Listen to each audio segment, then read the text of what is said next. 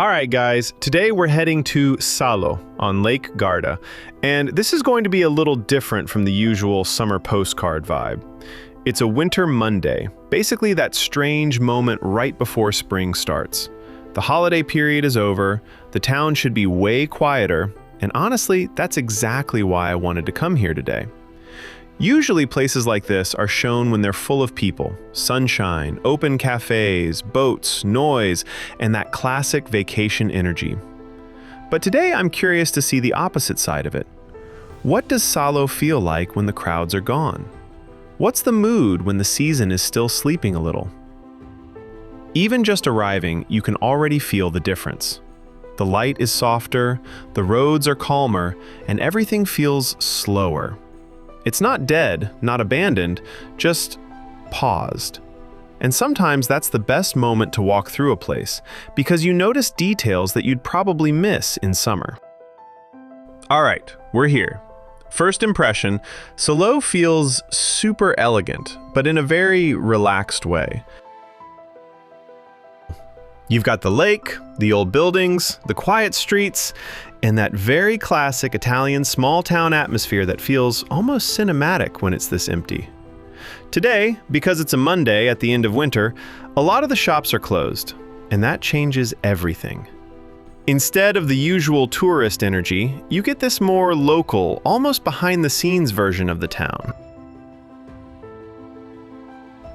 This is the Duomo of Salò, dedicated to Santa Maria Annunziata, and it's definitely one of the most important spots in the old town.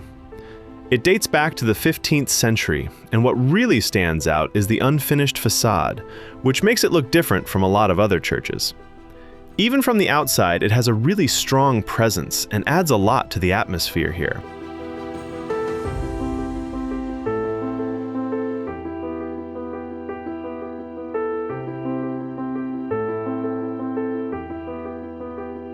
All right, let's head back toward the lake because the Lungo Lago is obviously one of the highlights here. Salò is especially known for its long waterfront promenade running along the Gulf, and that's a big part of why walking here feels so good. Look at this. The promenade is wide, elegant, and super open, and with the town being this quiet, it almost feels cinematic. There's the water, the buildings facing the lake, the mountains in the distance, and this is probably the biggest contrast with the season we're in.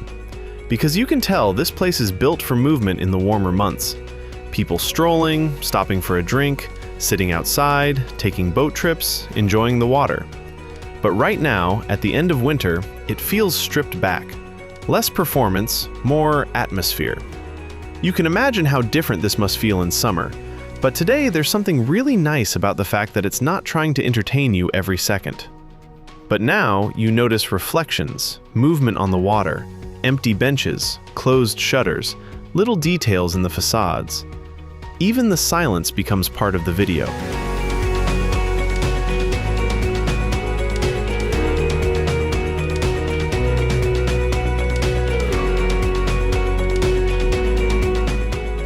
Now, we're moving through one of the internal streets here in the center, and this is exactly the kind of place I love filming.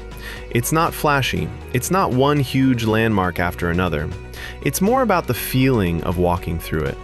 You've got narrow streets, little storefronts, corners that open up unexpectedly, and then suddenly there's a small church tucked into the town, right near everyday places like cafes or a gelato shop. That contrast is always so Italian to me. Like, one second you're thinking about coffee or gelato, and the next second there's this quiet religious building that's been part of the town for way longer than any of us can imagine. That's the thing with places like Salo. Even when you're only seeing the center, you still get layers. It's not just pretty, it feels lived in.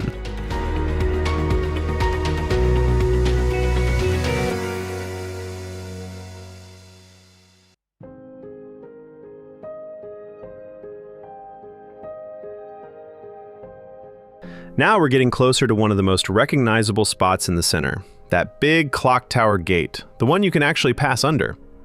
This is the Torre dell'Orologio, and historically it was part of the fortified medieval town, basically one of the entrance gates to Old Salò. And I love features like this because they instantly change the way a town feels.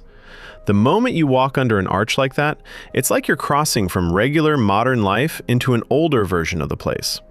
You can imagine people entering here centuries ago, merchants, locals, travelers, daily life happening under the same structure. And then there's the clock above it, which makes it even better visually. It's not just a gate, it has presence. This is one of those spots that works really well on camera because it gives the walk a sense of passage, like you're entering the real heart of the town. The square around here feels super open compared to the smaller side streets, and because it's quiet today, you can really take it in. There's also a historical layer here that makes Salò interesting beyond just the scenery. Salò is connected to a much darker chapter of Italian history.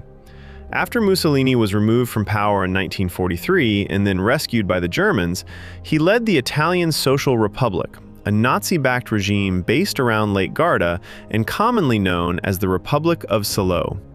It only lasted until 1945, during the final phase of World War II, but that's why the name of this quiet lakeside town still carries such a strong historical weight.